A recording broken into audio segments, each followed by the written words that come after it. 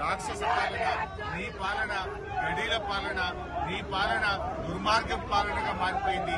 ఇవాళ కనీసం ప్రజాస్వామ్యం లేకుండా పోయింది. ఈ రాష్ట్రంలో పోలీస్ రాజ్యం నడిపిస్తా ఉన్నాం. ఇవాళ కష్టాల్లో ఉండేటువంటి రైతుల్ని మాట్లాడించడానికి, పలకరించడానికి కూడా పోయేటువంటి విధంగా ఇలా మానవ హక్కులను కాలరాస్తా ఉన్నాం. ప్రజాస్వామ్యాన్ని కూలీ చేస్తా ఉంది ఇలా రేవంత్ రెడ్డి ప్రభుత్వం. కనీసం మేము మాట్లాడే హక్కు లేదా మాకు?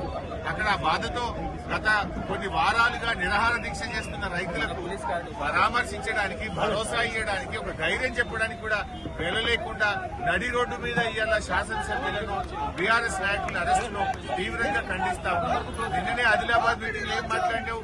మమ్మల్ని ఎవరు తిట్టినా నేను అరెస్ట్ చేయడం లేదా?